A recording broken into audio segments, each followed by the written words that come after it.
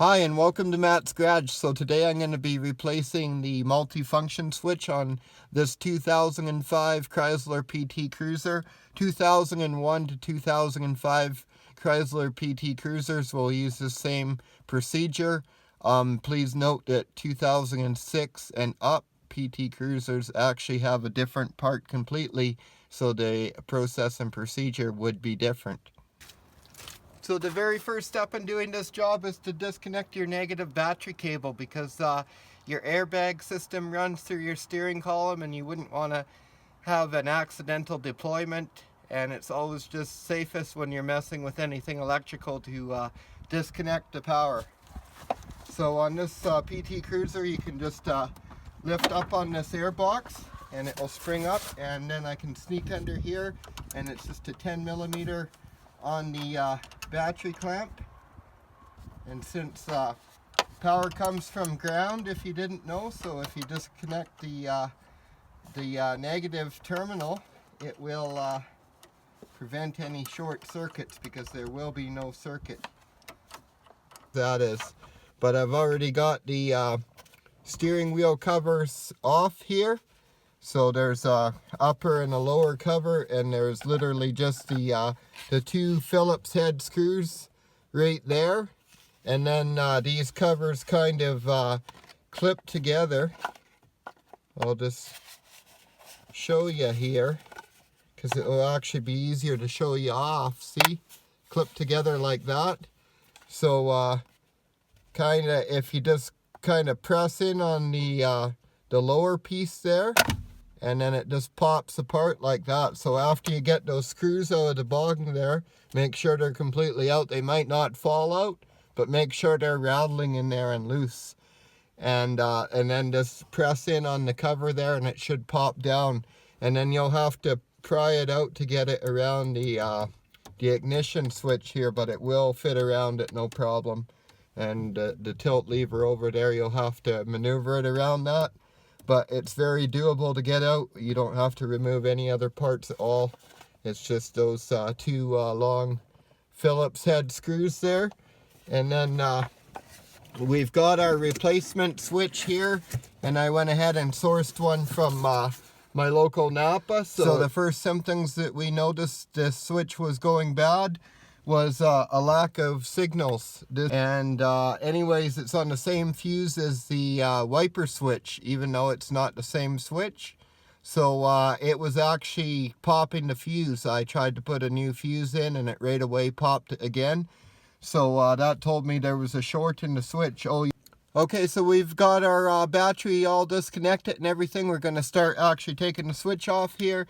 This is a T20 Torx bit that fits these screws here. I'll try and stay out of the way of the camera. So we're going to try and remove the screws first so that we have better access to the electrical plugs at the back. So one thing I do want to mention is that before I went ahead and ordered this part, I actually inspected all the signal light bulbs, because there could be one that's like short circuiting, a bad socket or something like that. So I literally took all the signal lights out and inspected them, as well as the wire harness. I tried to inspect all the wires in the system as much as I could without taking too much apart. I inspected the wires running down the steering column here. If you use your tilt feature a lot, those wires could be wearing through and short-circuiting on something. So if you have a blow-in fuse issue or something's not working, look at the other components, look at the wiring and everything in that circuit, in that system, everything that's on that fuse. You wanna inspect it really carefully, because this was over a $200 part, so you wouldn't want to be ordering that needlessly, that's for sure.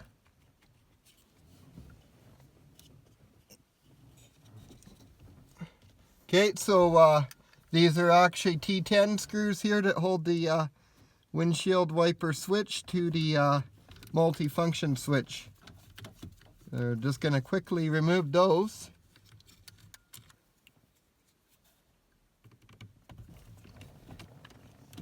Okay, now you can see our wiper switch is free, so we're going to put it off to the side here. And then we're going to see if we can get this switch to come out here a little bit. Come on, give me a little more room. Maybe if I if I lower the column, that's going to help.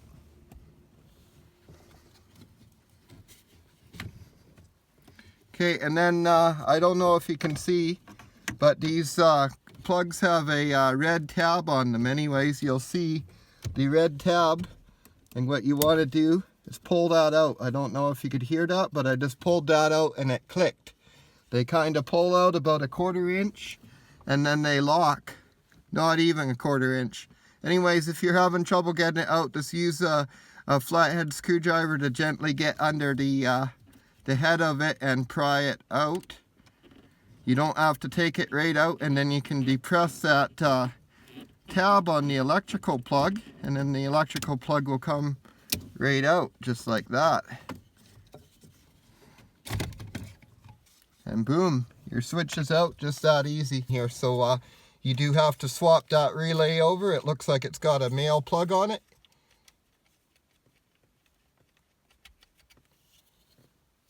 There you go. And it can only go in here one way, so don't worry about messing that up. If it goes in, you're good. There we go. Got that relay in there. Now we're going to go ahead and take these protective covers off.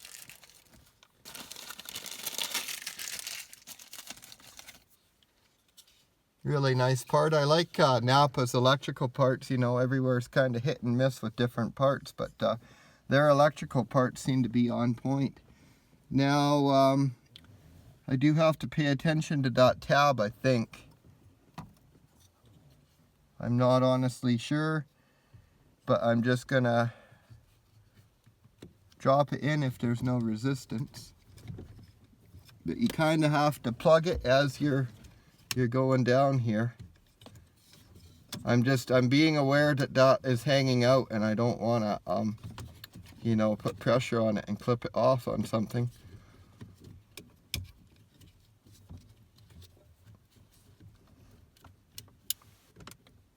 And you could hear that plug clip right in there, and then I'm going to clip the red clip back in, so just listen for that click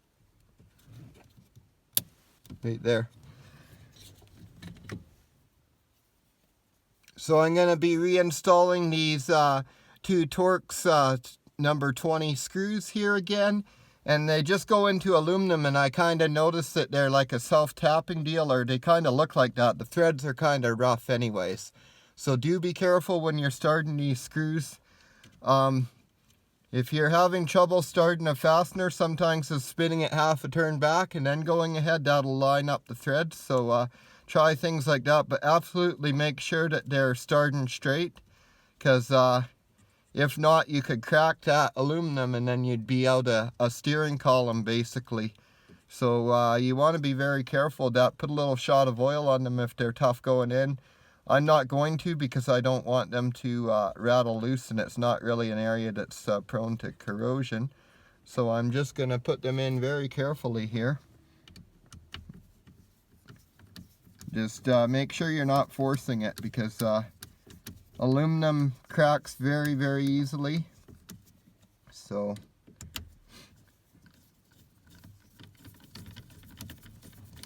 okay, so we're going to put the wiper arm back on here, wiper switch, and it's got like a little dowel that aligns it in there really nicely. So the fuse for your multifunction switch and your windshield wipers is behind this access panel. It's fuse number 15, which is located right there. And it's a 20 amp fuse, so we're going to go ahead and just slip that in there.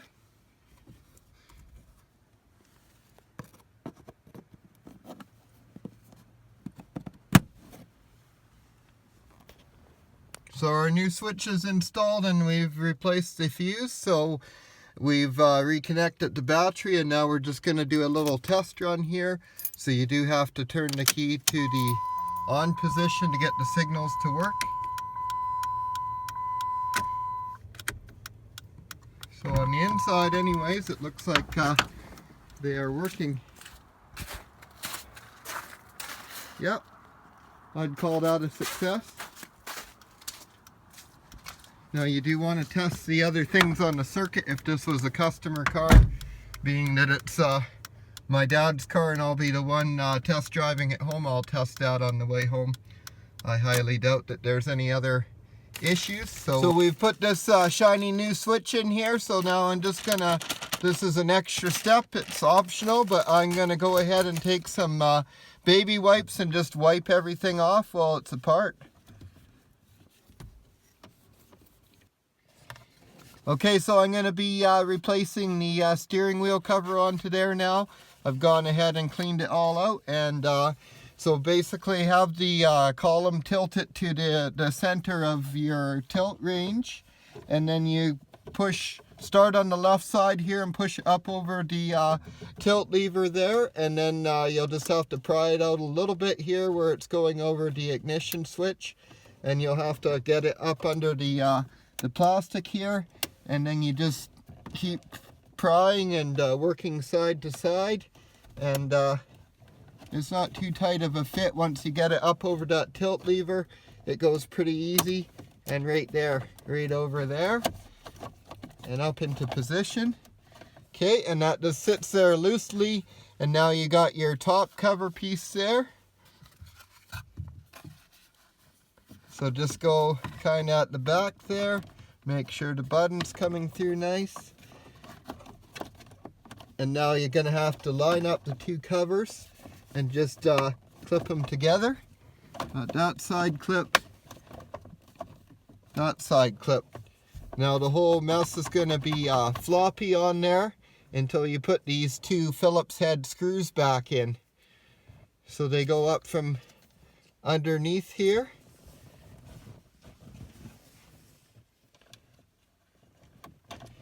Just sort of feel your way up there. So that concludes this small repair on this 2005 Chrysler PT Cruiser. I hope you found this video helpful. Don't forget to like and subscribe. Thanks for watching Matt's Garage, and have yourself a great day. Oh, this looks deep.